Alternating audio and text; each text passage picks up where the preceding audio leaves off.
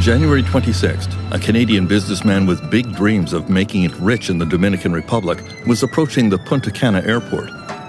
He was on his way home to Toronto for his 40th birthday party. He came through the airport terminal, checked in for his flight, and then was arrested. Only 3 days after his story was told on the Fifth Estate, Antonio Carbone was detained on charges of conspiracy to murder and attempted murder. He is accused of plotting to kill a local businessman by blowing up his car. It was big news in Santo Domingo. What has become a sordid tale of betrayal and revenge started out with a glittering dream. Along with his brother Francesco, Antonio Carbone of Toronto had big plans to build a gambling empire. Their company, Dream Casinos, swept into the Dominican Republic in 2011 and bought up a string of gambling facilities. The brothers modeled their operations on Las Vegas. The casinos were modernized and started generating big profits. Before long, there were 5,000 employees and a new corporate jet for the owners. The company was very successful, was very prosperous. We bought 12 casinos in 13 months and refurbished them. I don't think it's ever been done in history. We did it. Hard work. We had the momentum. Hard work. And there was a lot of blood, sweat, and tears behind it. Now, keep in mind, the blood, sweat, and tears may have come from the Carbone brothers, but the money for all this came from one source. Their only investor was Canadian billionaire Michael de Groot, a retired captain of industry with a sterling reputation. He lent the brothers over $100 million because he knew there was big money to be made in the casino business. He was very eager to do this business because obviously he knows where the money is. Everybody gambles. In good times or in bad times, everybody gambles. Then, however, Michael de Groot heard rumors that the Carbone brothers were stealing from him. He launched court actions to recover his money. One Canadian judge wrote, Michael de Groot has a strong prima facie case of fraud against the Carbones. So a prima facie case of fraud, what exactly does that mean for the laymen of the world, like my brother and I? Either there's a fraud or there's not a fraud. Either I'm guilty of murder or I'm not guilty of murder. Don't you realize that many Canadians will read these receiver reports and numerous allegations in there and come to the conclusion that you stole money from Michael de Groot? Nowhere does it say. Where does it say that? In that report? That I stole any money. Where does it say that in the report? And I challenge anybody to provide proof of any monies that I've stole or any assets that I have not disclosed worldwide that I have not earned. In fact, in late 2014, a court-appointed receiver reported that of the $48.6 million of de Groot's money used to buy and renovate casinos, $21.7 million is unaccounted for. Michael de Groot would later say he regretted ever getting involved in this venture, and many wonder why he would lend so much money to two brothers with a shady past. A few years ago, they had been involved in an internet gambling operation called Platinum Sportsbook that police would later describe as a partnership between the mafia and the Hells Angels motorcycle gang. They also ran a tobacco business selling Don Carbone cigars that collapsed amid allegations of tax fraud. They had also been charged with possession of unregistered handguns, which they tried to explain away by claiming that they had received death threats. I opened the envelope, there's a letter inside, it says, there's 5 bullets here, another 5 to go in you and your brother's head. Okay, so your reaction to this was to buy guns? They were an insurance to protect ourselves and our family. You guys seem to be trying to convince me this was a good idea. In retrospect, don't you think this was kind of a bad idea? Absolutely. It was a terrible idea. But you asked me a question, why did you do it? And I gave you the explanation of why it was done. The casino environment. The Carbones were not the only shady characters involved in this business. The president of Dream Corporation is Andrew Pajak, who has his own history of involvement with the mafia. He was furious with the Carbones because of the alleged fraud, and he was recorded making threats against them. I swear to God that I like to put a fucking mouth was open. Fuck your hands up. The feeling may have been mutual. Toronto police laid a criminal complaint against Francesco Carbone, an allegation that he plotted to cause the death of Andrew Pajak. The charge was said to be based on a tape recording of him. To be honest with you, I didn't say anything on the tape. I believe the tape was spliced and cut. And that's what the police got.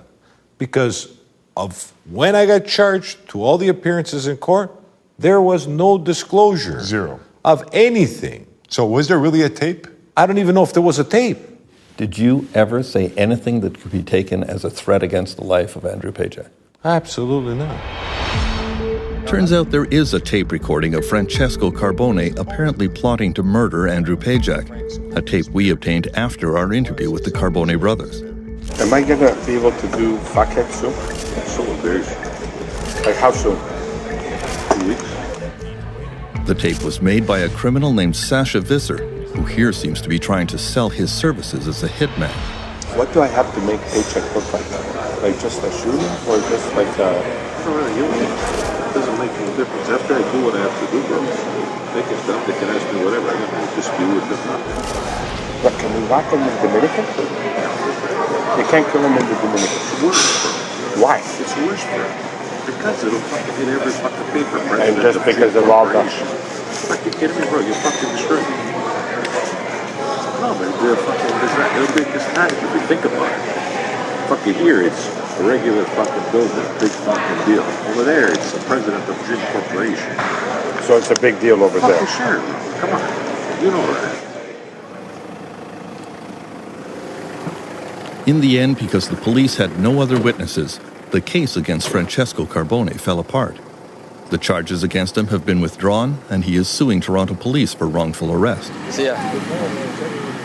Even as their empire was crumbling, the brothers saw themselves as tough customers who refused to be crushed.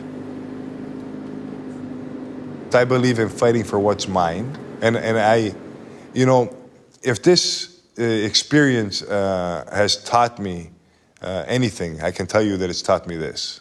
What doesn't kill you makes you stronger. When we left the brothers a few weeks ago, they were desperately fighting to get back control of their empire. The casinos were being taken away from them one at a time as police arrived with guns drawn to carry out search and seizure operations. They were losing their source of income. Many of their former company executives were turning against them. The brothers see themselves as victims of a massive conspiracy in which even the police and justice system have been turned against them. We are sitting together today, a year and a half after the conspiracy against us started. We will regain control of our corporation, if it means the death of me.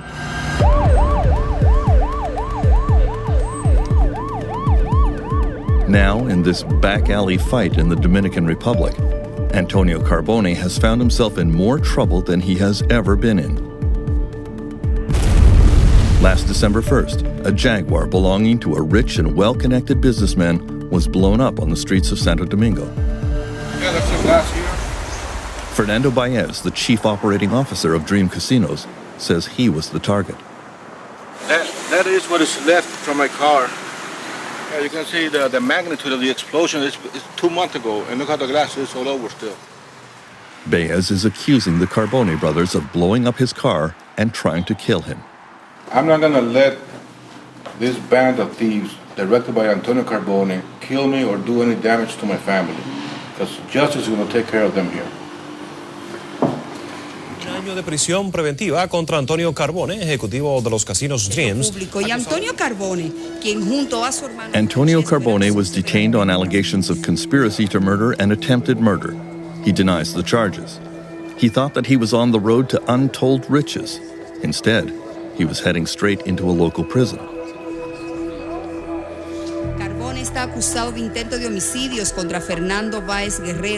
Fernando Baez showed up at the courthouse to confront Antonio as he was being taken to jail. I just told him, welcome to hell, because the Dominican jails are hell, and that's where he belongs, in hell.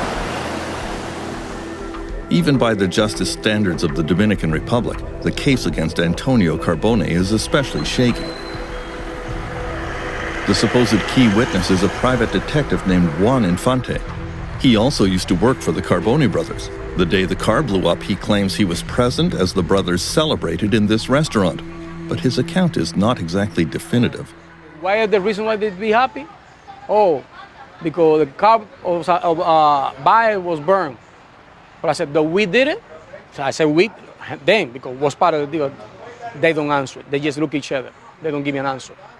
And just to be clear, they never actually said, we did it. No.